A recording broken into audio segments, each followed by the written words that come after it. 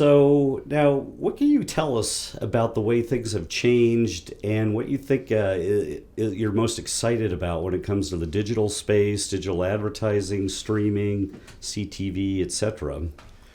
You might regret asking someone who's been in the business for 40 years what has changed, because of course the answer is everything and everyone. Yet remarkably, however much it changes, it all remains the same. Simply because the day I started in the advertising business, every one of my clients wanted to maximize their share of mind amongst the consumers they wish to reach, and at the same time wanted to maximize their share of shelf in terms of availability of where their brand and brands like theirs was sold. Fast forward to 2024 and ask brands what they want to do. They want to maximize their share of mind and they want to maximize their share of shelf. And so whilst everything has changed in the how you go about doing that, nothing has actually changed in what it is that you're ultimately setting out to do. Well, back in the dawn of the internet, they just talked about how much media were available and the fragmentation, and I didn't think things could get more fragmented, but yet they have in television and connected TV. So how do brands accomplish what you just discussed, share of mind in this space? Has anything changed? Well, yes, a lot has changed. It was relatively easy and quite predictable about there were certain rules around how many gross rating points you needed to buy on television over what kinds of period of time in order to achieve what kind of triggers on awareness and preference building you needed to do. And almost all good clients would have a certain set of media truths around their business. They knew what it would take to launch a new product. They knew what it would take to open a movie. They knew what it would take to move goods over a holiday weekend in Home Depot or whatever it was. And there was a predictable range of inputs to get to a predictable range of outcomes. Variations, of course, within that, variations of the quality of the product, variations of the reputation of the product, and variations of the quality of the advertising. But by and large, a set of rules could be thought about.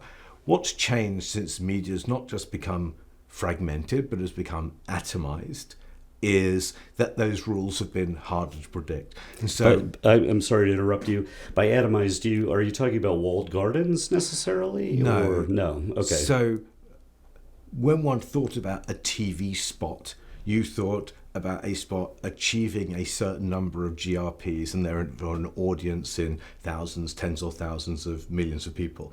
What you didn't really think about was that final point at the edge where it's one person receiving one impression. And the big change really, delivered as much by social media as by the origins of digital advertising, was this idea that ads were addressable at some level or another at an individual level. So this is a big disruptive thought in the way people thought about it. So that's different. So addressable at an individual level is a thought about atomization, as opposed to the fragmentation thing, which is often thought about number of channels, number of owners of channels, and so forth. So I think they're two separate issues. It's how you deal with the notion of individual level delivery of ads, the atomization problem, and how you deal with the transaction and how you buy those ads with the fragmentation problem, with the number of vendors doing sometimes discrete, but very often highly overlapping and duplicative things. I think it's interesting that you talk about share of shelf. That's something I feel like we always talk about at the Beat Retreat. But how does the concept of shelf, how has it changed if media are more transactional? The shelf is basically wrapped up with the ad versus going to Home Depot or as one example, and finding the product I'm looking for on the shelf. Well, I think it's true that certainly in the packaged goods business and in other related categories, less than 15% of the total volume of goods is sold in online environments. And so it's very important when we are thinking about our digital and other communication strategy, think about what drives the 85, 90 as well as the 10 to 15. So Walmart still has lots of big shelves, and Home Depot has lots of big shelves, and Stop and Shop do as well. So we're driving those. Now, clearly, the way the old economy worked was you would negotiate on price and on store-specific offers and around volumes of marketing inputs, in exchange for which you would get or win your share of shelf in those environments. And the economics of trade marketing and the sport of television advertising, in particular for trade marketing, were well understood. Now, clearly there's an additional layer of that, because it's not just Walmart, but it's also Walmart.com. Of course, it's not just Walmart and Walmart.com, it's Amazon and all of the other e-tailers, as well as owned and operated commerce, that are now big players too. So when you think about share of shelf, you think about all of the points of distribution, you think about the share of that total distribution against your addressable audience, then you think about what inputs you need to make in terms of discounting on the one hand and advertising support on the other, to make sure that your prominence in a physical shelf or a digital shelf is what you want it to be. Because there's no great value in spending a lot of money driving share of mind unless you have sufficient share of shelf at the other end to make sure your product is available to someone coming to buy it. And what are your thoughts about retailers that sell advertising through retail media networks, as they're known, and how that's changed the relationship with brands that are now, not only are these brands filling their shelves with products, but they also have to please or deliver an audience, let's say, to these brands? So Walmart's physical real estate was always a retail media network in the sense of an owned and operated inventory platform. And so you can analogize Walmart's physical stores with the digital shelf space of Amazon.com. And in the same way it was pay to play and promote to play in Walmart, it's pay to play and promote to play in Amazon. And as a subset of that, the ability of merchandisers to make sure the presentation of their goods on shelf was optimal to achieve response. Exactly the same thing happens with product pages and so forth on Amazon. So on site or on platform retail media is a perfectly understandable analog to the physical world.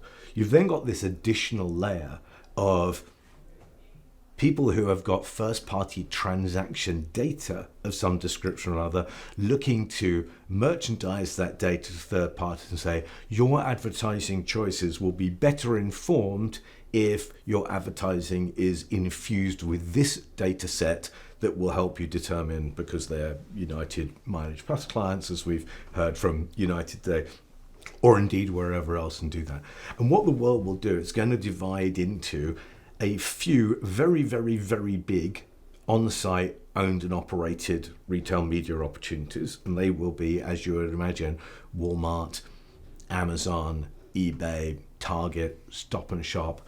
And then there'll be a big bunch of second division, but that sounds pejorative, it's not meant to, but second tier, and they will be the CVS's and the Macy's and the Etsy's and a whole bunch of other sort of famous retailers, but they're not that everyday relationship retailer that Amazon and Walmart are. And then there will be a whole long tail of people who have got transactional data that comes into their business that will be looking to monetize. And those people will make less money from that data than maybe they think they will, because they will realize that their data only represents a very sort of partial view of the behavior of any given consumer.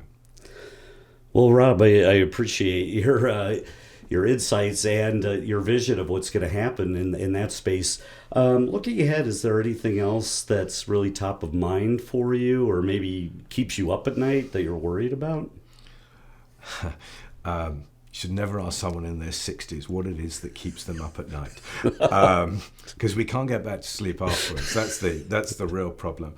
I think we're going from have gone from a centralized world of a well-organized oligopoly of just enough TV companies and just enough retailers and just enough banks and just enough agencies and so forth, to a much more complex environment. there's an enormous number of market participants, and all of them are trying to work out how to deliver and measure and execute advertising and commerce right at the edge of the consumer experience. It's not about one TV spot reaching tens of thousands or hundreds of thousands or millions of people anymore.